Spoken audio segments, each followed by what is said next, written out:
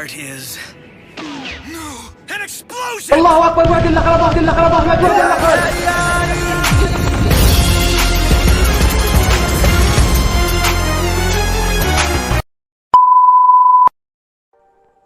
तो मेरे भाई क्या हाल है आप लोगों के। उम्मीद करता हूँ बिना मतलब की नफ़रत से अपना टाइम खोटी नहीं कर रहे होंगे। तो भाई आज एक वीवीआईपी के बारे में बात करते हैं जो मुझे कुछ ख़ास पसंद नहीं, लेकिन क्योंकि मैंने इसकी बायोग्राफी पे एक आर्टिकल पढ़ा था तो मुझे लगा थोड़ा बहुत आपको भी बता देते हैं।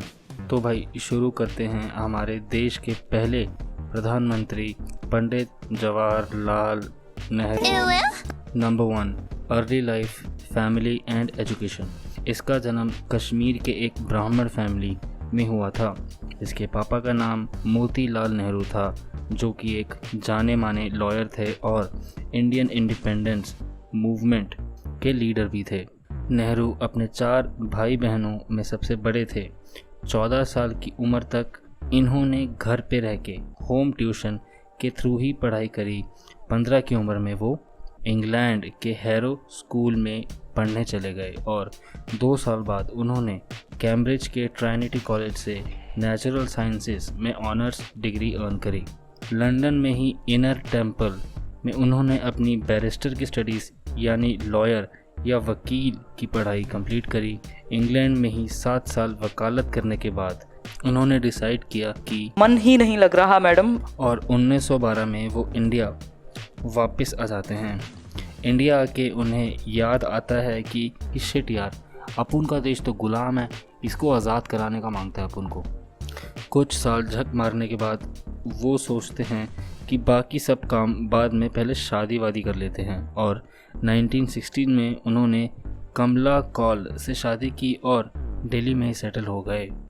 फिर उन्हें याद आता है कि बच्चे भी करने होते हैं तो 1917 में जन्म होता है इंदिरा गांधी का, जिनका असली नाम था इंदिरा प्रियदर्शनी। गांधी के नाम पे वोट लेने के लिए उन्होंने अपना लास्ट नेम चेंज कर लिया था। दुनिया में इतने नकली नोट नहीं है जितने नकली लोग हैं। Number 2, political journey. 1919 में वो इलाहाबाद के होम रूल लीग के सेक्रेटरी बन गए थे। 1920 से 1922 के बीच वो नॉन कोऑपरेशन मूवमेंट की वजह से 2 बार जेल गए थे। सितंबर 1923 को वो ऑल इंडिया कांग्रेस कमेटी के जनरल सेक्रेटरी बन गए थे। जैसे राहुल गांधी ने भारत जोड़ो यात्रा की थी, वैसे ही नेहरू जी ने 1926 में Italy, Switzerland, England, Belgium, Germany और रशिया की यात्रा की थी। उन्होंने कांग्रेस ऑफ ऑप्रेस्ड नेशनलिटीज़ के नाम की एक मीटिंग अटेंड की थी as an official delegate of Indian National Congress, Belgium की ब्रसल्स में। 1927 में उन्होंने मॉस्को में अक्टूबर सोशलिस्ट रेवोल्यूशन की 10th एनिवर्सरी सेलिब्रेशंस अटेंड की थी। 1928 में साइमन कमीशन के दौरान उन पर लखनऊ में लाठीचार्ज हुआ था। 19 अगस्त 1928 को उन्होंने एक all party Congress meeting attend करी थी जिसमें उनको एक इंडियन कॉन्स्टिट्यूशन रिफॉर्म के लिए बुलाया गया था और इस रिफॉर्म का नाम उनके डैडी मोतीलाल नेहरू के नाम पे था। 1928 में ही उन्होंने इंडिपेंडेंस फॉर इंडिया लीग बनाई और उसके जनरल सेक्रेटरी बन गए। 1929 में उनको इंडियन नेशनल कांग्रेस के लाहौर सेशन का प्रेसिडेंट इलेक्ट कर दिया गया। 1930 से 1935 के बीच में उन्हें बहुत सारे आंदोलनों के कारण बार बार जेल की हवा खानी पड़ी, जैसे नमक सत्याग्रह आंदोलन। 14 फरवरी 1935 को अल्मोड़ा जेल में उन्होंने अपनी ऑटोबायोग्राफी कंप्लीट करी थी। जेल से निकलने के बाद वो अपनी वाइफ की लाइफ का हाल जानने स्विट्ज़रलैंड चले गए थे। 1940 को उनको फिर से गिरफ्तार कर लिया गया क्योंकि उन्होंने इंडियन सोल्जर्स के वर्ल्ड वॉर 2 में फोर्स्ड पार्टिसिपेशन के अगेंस्ट प्रोटेस्ट करने की बात करी थी। दिसंबर 1941 को उनको जेल से राहत मिली और 7 अगस्त 1942 को उन्होंने बॉम्बे में ऑल इंडिया कांग्रेस कमेटी के सेशन में भारत छोड़ो यात्रा की घोषणा कर दी थी। अगले दिन 8 अगस्त को उनको और उनके साथ कुछ और लीडर्स को फिर से गिरफ्तार कर लिया गया और अहमदनगर फोर्ट में जेल भेज दिया गया। इसके बाद उन्हें जनवरी 1945 में जेल से छोड़ा गया और छूटते ही उन्होंने लॉयर्स की एक टीम बनाई इंडियन आर्मी को लीगली डिफेंड करने के लिए। फाइनली जुलाई 1946 को उनको चौथी बार इंडियन नेशनल कांग्रेस का प्रेसिडेंट बनाया गया और वो 1954 तक इंडियन नेशनल कांग्रेस के प्रेसिडेंट और इंडिया के प्राइम मिनिस्टर रहे। Number 3, Nehru as prime minister of India. तो भाई जिस दिन भारत आज़ाद हुआ था उस दिन से लेकर नेहरू के मरने तक वो प्राइम मिनिस्टर रहे थे। अब इस बीच में उन्होंने क्या क्या काम किए थे उसके बारे में डिस्कस कर लेते हैं। 1. He imparted modern values and thought.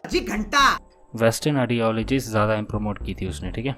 2. He insisted on the secular and liberalist approach. वो भी घंटा नहीं चला, आप लोग देख ही सकते हो। 3. He focused on the basic unity of India.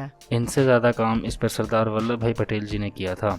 4. He advocated democratic socialism and encouraged India's industrialization by implementing the first 5-year plans in 1951. चलो ये मान लिया। 5. Promoted scientific and technological advancements by establishing higher learning. Partially correct है, इसके बारे में मैं किसी और वीडियो में डिस्कस करूंगा। 6. He instituted various social reforms like free public education, free meals for Indian children, legal rights for women including the ability to inherit property, divorce their husbands, laws to prohibit discrimination based on caste, etc. चलो ये भी मान लिया। अब मैंने इनकी कमियां गिनाने के लिए ये वीडियो नहीं बनाया है, इसीलिए इस पे किसी और वीडियो में बात करेंगे। Number 5, his death. 27 में 1964 को उनकी हार्ट अटैक से मौत हो जाती है और 75 की उम्र में उनको दिल्ली के शांति वन में यमुना नदी के किनारे अंतिम संस्कार पूरा कर दिया जाता है। Number 6, conclusion. तो भाई एंड में मैं यही कहूँगा कि ओवरऑल उस टाइम के हिसाब से इन्होंने ठीक ठाक काम किया और अपने देश को आज़ाद कराने में काफ़ी योगदान दिया। उनकी अभी तक की सबसे अच्छी स्कीम्स मैं मानता हूँ कि कोल्ड वॉर को नोटिस करते हुए उन्होंने नॉन अलायंसिंग मूवमेंट की शुरुआत की थी, जिसकी वजह से भारत काफ़ी सारे फालतू झंझट से बच गया था। हालांकि पाकिस्तान और चाइना से ऑलरेडी 6 लड़ाइयाँ हम लड़ चुके हैं और 1962 में जो लेह लद्दाख की ज़मीन गई थी वो इनके पीएम रहते ही गई थी, पर उस समय हम नए आज़ाद हुए थे और हमारे पास इतनी मिलिट्री स्ट्रेंथ भी नहीं थी। और नेहरू जी का एक बड़ा प्लान था कि वो यूएन के, यूनाइटेड नेशंस के मेंबर बने, इसलिए वो पीस की बात करते रहते थे। पर चलो अब जो मर गया उसको कितना ही कोसें। तो भाई उम्मीद करता हूँ कि इस वीडियो से आपको आपके पहले प्राइम मिनिस्टर के बारे में थोड़ी बहुत जानकारी पता चली होगी। अगर मैंने कुछ मिस कर दिया हो तो कमेंट्स में बता देना भाई। तो मैं चलता हूँ डिस्कवरी चैनल देखने। आप लोग अपना ख्याल रखना, मिलेंगे आपसे अगली वीडियो में, तब तक के लिए